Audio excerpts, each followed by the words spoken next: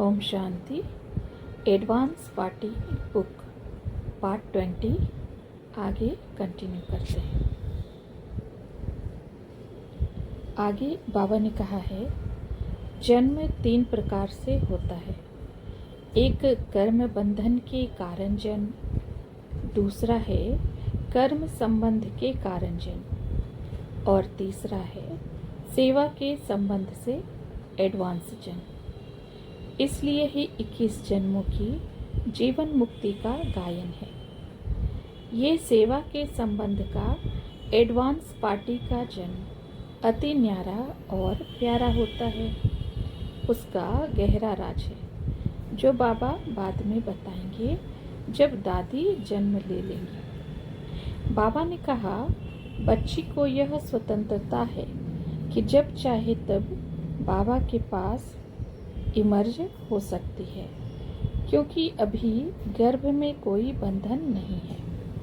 अभी आत्मा स्वतंत्र है, इसलिए आ जा सकती है। बाबा कभी साइंस वालों की तरफ, कभी ब्राह्मणों की तरफ, कभी भक्तों की तरफ चक्कर लगवाता है।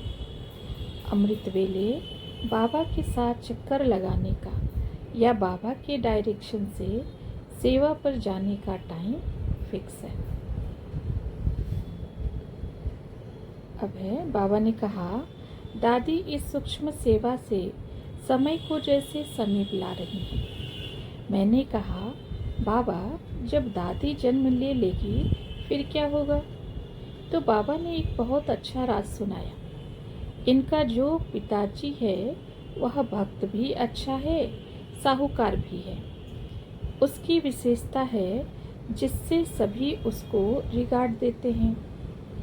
इनकी राय बड़ी अच्छी है।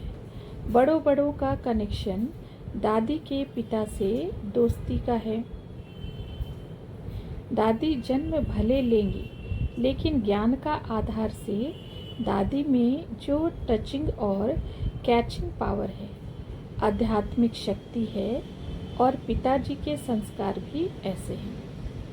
इस कारण दादी की राय और पिताजी की राय को सब बड़े बड़े भी मानेंगे।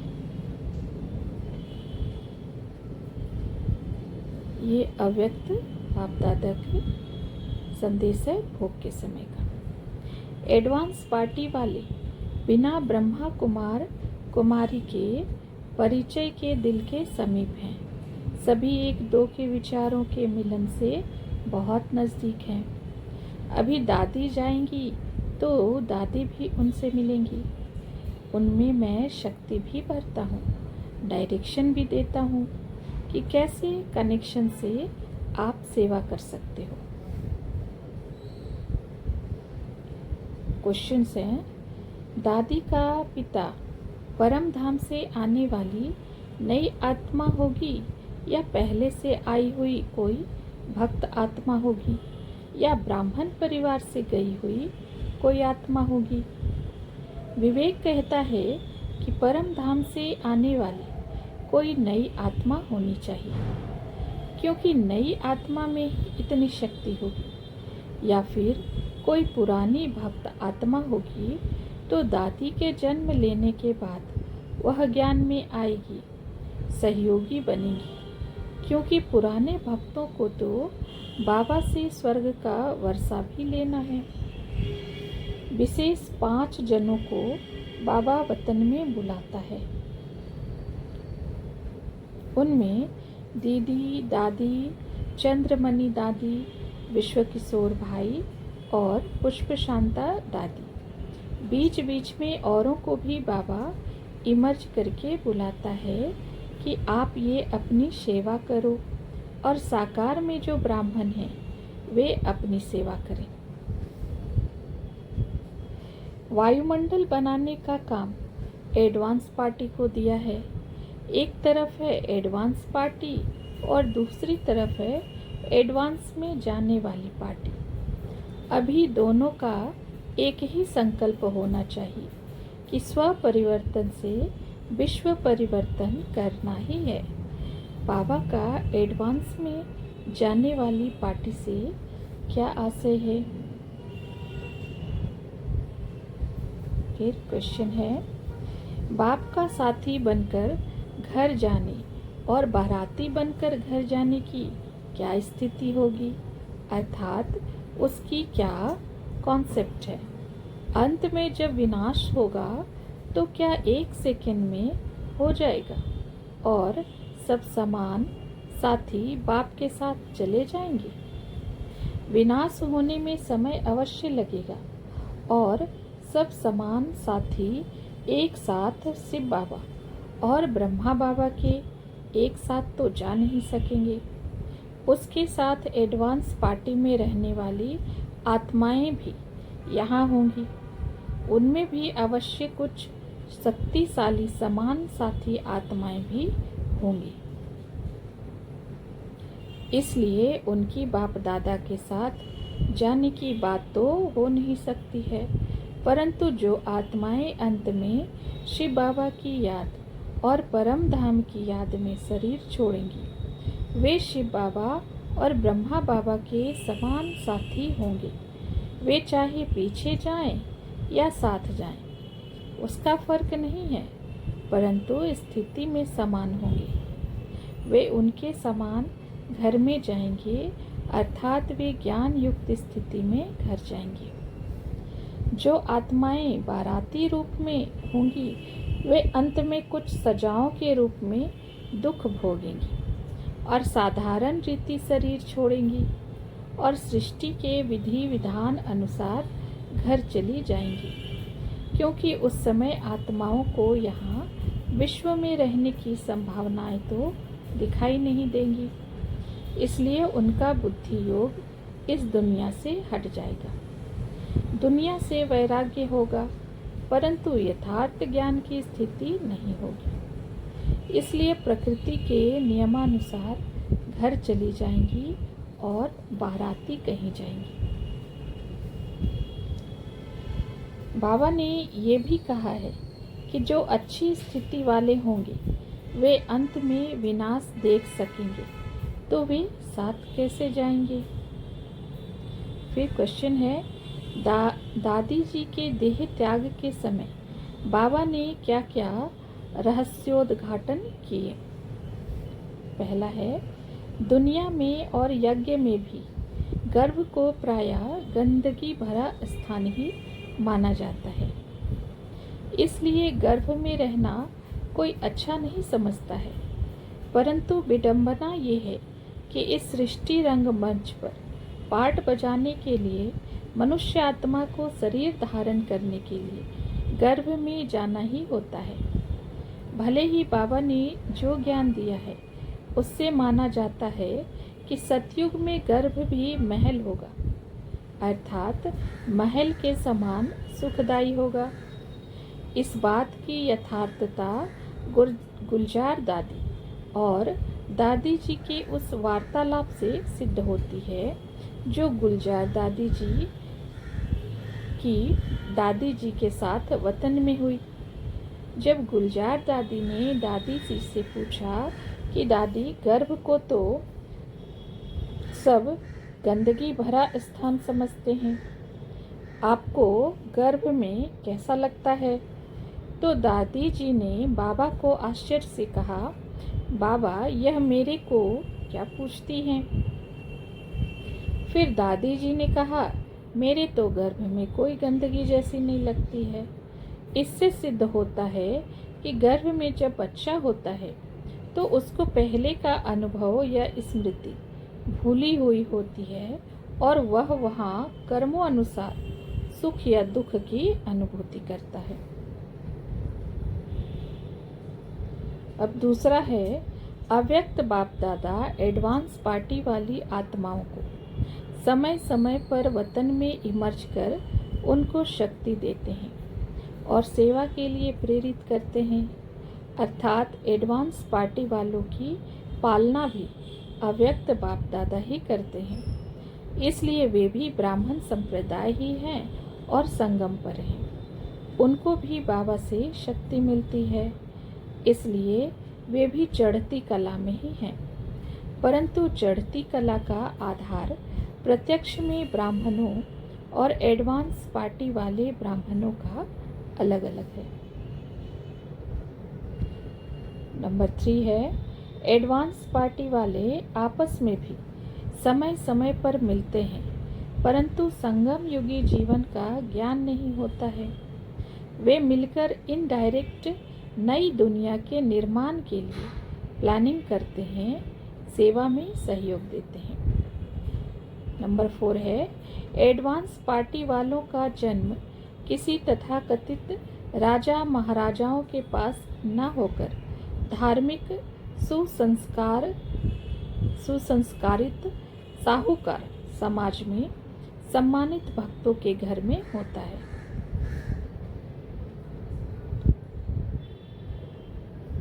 अब क्वेश्चन है, क्या बाबा अर्थात भगवान जिस आत्मा को चाहे उसको बच्चा अर्थात लड़का बनाए और जिसको चाहे उसको बच्ची अर्थात लड़की बनाए, अर्थात जिसको चाहे स्त्री से पुरुष बनाए और जिसको चाहे पुरुष से स्त्री बनाए, ऐसा करता है या कर सकता है? यदि परमात्मा किसको स्त्री से पुरुष बनाता है तो जितनों को स्त्री से पुरुष बनाया उतने ही पुरुषों को स्त्री बनाना ही होगा, चाहे वे चाहें या ना चाहें, क्योंकि इस सृष्टि के विधि विधान अनुसार सृष्टि के सफल संचालन के लिए स्त्री पुरुष का पूर्ण संतुलन होना अति आवश्यक है। वास्तविकता तो ये है और देखने में भी ऐसा ही आता है कि अपवाद को छोड़कर स्त्री और पुरुष ही बनता है। हर आत्मा के मूलभूत संस्कार हैं और उन मूलभूत संस्कारों में परिवर्तन बहुत जटिल है। हम हर एक अपने स्वभाव संस्कार से अनुभव कर सकते हैं कि ज्ञान और परमात्मा का सहयोग होते भी मूलभूत संस्कारों में परिवर्तन के लिए कितनी मेहनत करनी होती है। संस्कारों के परिवर्तन में भी संस्कारों की कलम लगती है, इसलिए इन संस्कारों की भी कलम लगेगी तो कैसी लगेगी, यह विचारणीय है। अचानक कोई संस्कार परिवर्तन नहीं होता है। कोई स्त्री पुरुष बन सकती है और पुरुष स्त्री बन सकता है, ये बात स्वीकार्य है क्योंकि बाबा ने ऐसा कहा है, परंतु बाबा ने भी ये बात किन्हीं विशेष परिस्थितियों में ही कही है। इसलिए इस सत्य को समझने के लिए वे परिस्थितियाँ भी विचारणीय हैं, उनका अध्ययन भी अति आवश्यक है। यदि हम शास्त्रों पर विचार करें तो महाभारत में एक शिखंडी का ही उदाहरण सामने आता है। वर्तमान समय थियोसॉफिकल सोसाइटी ने जो बताया, अमेरिका के भविष्यवेत्ता एडगर केसी ने जो बताया और वर्तमान समय इमेजिंग सीरियल जो चला, उसमें भी ऐसा ही देखने में आया है कि स्त्री ने स्त्री के रूप में और पुरुष ने पुरुष के रूप में जन्म लिया। अब आगे क्वेश्चंस हैं। एडवांस पार्टी, एडवांस जन्म और एडवांस स्टेज, तीनों में क्या अंतर है और तीनों की क्या सेवा है? नेक्स्ट क्वेश्चन है, नए कल्प के संगम पर जो 25 से 30 साल तक एडवांस पार्टी की आत्माएं रहेंगी, उनकी चढ़ती कला होगी या उतरती कला? विवेक कहता है कि नए कल्प में होते भी उन एडवांस पार्टी वाली आत्माओं की चढ़ती कला ही होगी, क्योंकि उतरती कला वाली आत्माएं तो परम धाम जा नहीं सकती। वे आत्माएं उस समय भी परमात्मा के कार्यार्थ अर्थात नई दुनिया के निर्माणार्थ ही कार्य कर रही होती हैं, इसलिए उनकी चढ़ती कला ही होती है। परंतु उस समय जो आत्माएं परम धाम से आकर एडवांस जन्म लेंगी, उनकी उतरती कला आरंभ हो जाएगा। जैसे पुराने कल्प के संगम पर ज्ञानी ब्राह्मण आत्माओं और एडवांस पार्टी वाली ब्राह्मण आत्माओं की चढ़ती कला है और अन्य सब आत्माओं की उतरती कला है। श्री कृष्ण के जन्म से सिंहासन पर बैठने तक के 25 से 30 साल संगम के ही होंगे, परंतु श्री कृष्ण और एडवांस जन्म लेने वालों के लिए सतयुग अर्थात स्वर्ग होगा और एडवांस पार्टी वालों के लिए संगम का समय होगा। जैसे कलयुग के अंत अर्थात पुराने कल्प में अज्ञानी आत्माओं के लिए कलयुग है और ज्ञान में आने वाली ब्राह्मण आत्माओं के लिए संगम युग है। इस संबंध में साकार बाबा ने भी मुरलियों में कहा है। उस नए कल्प के संगम समय में एडवांस जन्म लेने वाली आत्माओं की उतरती कला होगी, क्योंकि परम धाम से इस धरा पर आने से ही उतरती कला आरंभ हो जाती है, परंतु एडवांस पार्टी वाली आत्माओं की चढ़ती कला होगी, क्योंकि उनको संपूर्ण बनाकर परम धाम जाना है। बाबा ने अनेक बार मुरलियों में कहा है, श्री कृष्ण को ही संपूर्ण पवित्र कहेंगे। लक्ष्मी नारायण की तो 25 से 30 साल में कुछ न कुछ उतरती कला हो जाती है। यह खेल है उतरती कला और चढ़ती कला का। बाबा चित्र भी बनवा रहे हैं उतरती कला और चढ़ती कला के सीढ़ी का।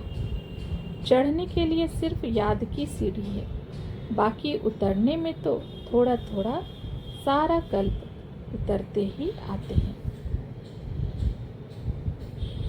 अगला क्वेश्चन है, जब विनाश होगा तो पहले दुनिया वाले शरीर छोड़ेंगे या एडवांस पार्टी वाले, एडवांस स्टेज वाले कौन शरीर छोड़ेंगे? विवेक कहता है पहले एडवांस पार्टी और एडवांस स्टेज वाली जिन आत्माओं को श्री कृष्ण के साथ पहले 9,16,108 की जनसंख्या में जन्म लेना है, उन आत्माओं को शरीर छोड़ना चाहिए, क्योंकि उनको ही पहले पहले बाबा के साथ घर जाना है और फिर आकर एडवांस जन्म लेना है। इसके लिए बाबा ने कई बार मुरलियों में कहा है कि जो मुरब्बी बच्चे हैं, अष्ट रत्नों में आने वाले हैं, वे ही बाबा के साथ समान साथी बनकर पहले घर का दरवाज़ा खोलेंगे और ब्रह्मा बाबा के साथ पहले पहले आकर जन्म लेंगे और पहले राजाई में आएंगे। फिर आगे क्वेश्चन है, क्या एडवांस पार्टी को इस बात का संकल्प या उत्सुकता होगी कि विनाश जल्दी हो, जैसा कि संगम युगी ब्राह्मणों के मुख से प्रायः सुना जाता है? तो नहीं, क्योंकि वे जहाँ जन्म लेंगे उनको अपेक्षाकृत पूर्ण सुख शांति होगी, इसलिए जल्दी विनाश हो उसके लिए वे उत्सुक नहीं होंगे, परंतु वे नई दुनिया की परिकल्पना कर उसके निर्माण के लिए नए नए प्लान अवश्य बनाएंगे, उसके लिए यथाशक्ति पुरुषार्थ करेंगे। नेक्स्ट क्वेश्चन है, क्या एडवांस स्टेज वालों को इस बात का संकल्प या उत्सुकता होगी कि विनाश जल्दी हो? यदि नहीं होगी तो उनका क्या कर्तव्य होगा? नहीं, जो एडवांस स्टेज में स्थित होंगे वे विनाश के लिए उत्सुक नहीं होंगे, क्योंकि उनमें देह से न्यारे होने की क्षमता होती है और वे सदा बाप के साथ में अभी ही अतीन्द्रिय सुख का अनुभव करते हैं, इसलिए वे विनाश के लिए उत्सुक नहीं होंगे। परंतु बाबा ने जो सर्व आत्माओं को संदेश देने का कार्य दिया है और अपने को संपूर्णता की स्थिति में स्थित रहकर पार्ट बजाने के लिए कहा है, ब्रह्मा बाप समान जीवन मुक्त स्थिति के अनुभव में रहने के लिए कहा है, उसमें रहेंगे और उसके लिए प्रयत्नशील अवश्य होंगे। कारण को निवारण में बदल दें। तो इस नए वर्ष को ऐसे शक्तिशाली वर्ष के रूप में मनाना, क्योंकि समय तो समीप आना भी है और लाना भी है। ड्रामानुसार आना तो है ही, लेकिन लाने वाले कौन हैं? आप ही हो ना। दूसरी बात, इस नए वर्ष में सदैव हर एक को जो भी संबंध संपर्क में आए, चाहे ब्राह्मण परिवार का, चाहे और कोई आत्मा हो, उन सब को मधुर बोल की गिफ्ट दो, स्नेह के बोल की सौगात दो। फिर अव्यक्त मुरली से है, अगर अपनी श्रेष्ठ भावना, श्रेष्ठ कामना की वृत्ति है तो सेकंड के संकल्प से, दृष्टि से, अपने दिल के मुस्कुराहट से सेकंड में भी किसी को बहुत कुछ दे सकते हो। कोई खाली हाथ ना जाए, इतनी गिफ्ट सबके पास है। दाता के बच्चे हो और कमी हो तो यह अच्छा नहीं है ना। इसलिए सभी भरपूर होकर जाना और सब कमियों को विदाई देकर जाना।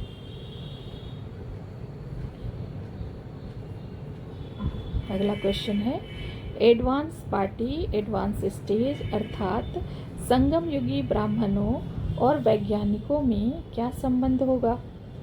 एडवांस पार्टी वालों का अधिक संबंध नए विश्व के निर्माण में काम आने वाले साधनों का आविष्कार करने वाले वैज्ञानिकों से होगा, और संगम युगी ब्राह्मणों अर्थात एडवांस स्टेज वालों का संबंध ऐसे वैज्ञानिकों से होगा जो विनाश के निमित्त बनने वाले हैं, अर्थात ऐसे आविष्कार करें जिससे समय पर जल्दी विनाश हो जाए, जिससे विनाश के समय आत्माओं को अधिक दुख न भोगना पड़े। इस संबंध में बाबा ने भी कई बार महावाक्य उच्चारे हैं।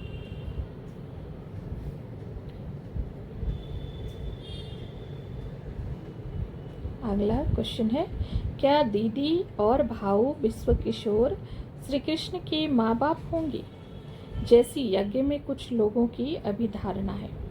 क्या भाऊ विश्व किशोर प्रथम नारायण का बच्चा अर्थात उनके उत्तराधिकारी बनेंगे? यह सब विचारणीय बातें हैं। दीदी के एडवांस पार्टी के जन्म और भाऊ विश्व किशोर के एडवांस पार्टी के जन्म में 18 से 19 साल का अंतर है। यदि भाव विश्व किशोर की आत्मा प्रथम लक्ष्मी नारायण का बच्चा बनती है तो वे सत्युग की आदि में तो आ नहीं सकेंगे, और यदि आदि में आते हैं तो प्रथम लक्ष्मी नारायण का बच्चा कैसे बन सकेंगे, अर्थात इतनी जल्दी शरीर कैसे छोड़ेंगे? यदि श्री कृष्ण को जन्म देने के निमित्त बनते हैं और उनके उत्तराधिकारी भी बनते हैं तो 50 से 60 साल परम धाम में रहना होगा। नेक्स्ट क्वेश्चन है, क्या अंत तक यह पता पड़ेगा कि मम्मा, दीदी, दादी आदि आत्माओं ने कहाँ जन्म लिया है? ड्रामा की वास्तविकता और बाबा के संदेशों को विचार करें तो इस बात को जानना कि किसने कहाँ जन्म लिया है यह रहस्य ही रहेगा, अर्थात गुप्त ही रहेगा। इसके गुप्त रहने में ही इस विश्व नाटक की शोभा है। यदि ये रहस्य पता लग जाए तो अनेक प्रकार के व्यवधान पैदा हो जाएंगे, जिससे इस विश्व नाटक की स्वाभाविकता खत्म हो जाएगी। एडवांस पार्टी के स्वभाव, संस्कार, उनकी निकटता और सहयोग से समझा जाएगा कि ये कोई एडवांस पार्टी की आत्माएं हैं, लेकिन कौन है यह जानना संभव नहीं होगा। लौकिक दुनिया में भी यह समझ में आ जाता है कि कोई आत्मा किसके निकट की है, उसके आधार पर ही एक दूसरे के पास जन्म लेते हैं। वास्तविकता ये है कि अंत समय ये जानने की जिज्ञासा भी मर्ज हो जाएगी कि किसने कहाँ जन्म लिया। कौन पहले जन्म में क्या थे? वास्तविकता पर विचार किया जाए तो ये भी एक प्रकार से मोह और लगाव का ही अंश है। अंत में तो यह मोह का अंश भी नहीं रहेगा, क्योंकि सतयुग त्रेता में शरीर छोड़ने के बाद कोई को किसके विषय में ऐसी जिज्ञासा नहीं होती है। इस संबंध में ब्रह्मा बाबा ने मम्मा के देह त्याग के समय अनेक प्रकार से समझाया है। जहाँ तक मैंने ज्ञान को समझा है, उस अनुसार हमारा विवेक कहता है कि एडवांस पार्टी वाले परस्पर में वैवाहिक संबंध भी नहीं बनाएंगे, और बनाएंगे तो बहुत कम, परंतु उनके द्वारा जो सहयोगी आत्माएं बनेगी वे वैवाहिक संबंध तो बनाएंगे, परंतु ब्रह्मचर्य का पालन करेंगे। फिर जब विनाश होगा तो बाद में जब विकारी जन्म की प्रथा बंद हो जाएगी तो योग बल अर्थात आत्मिक शक्ति से जो विधि विधान बाबा ने समय प्रति समय मुरलियों में बताए हैं, उनमें से जो समयानुसार यथार्थ होगा उससे गर्भ धारण कर योग बल से जन्म देंगे। जैसे द्वापर आदि में योग बल से जन्म देने की शक्ति खत्म हो जाती है तो भोग बल से जन्म देने की प्रथा का आरंभ होता है। ऐसे ही विनाश के बाद जब भोग बल से जन्म देने की प्रथा खत्म हो जाएगी तो सहयोगी आत्माओं के द्वारा योग बल से जन्म देने की प्रथा चल पड़ेगी और उन आत्माओं के पास एडवांस जन्म लेने वाली आत्माएं आकर जन्म लेंगी। अच्छा, ओम शांति।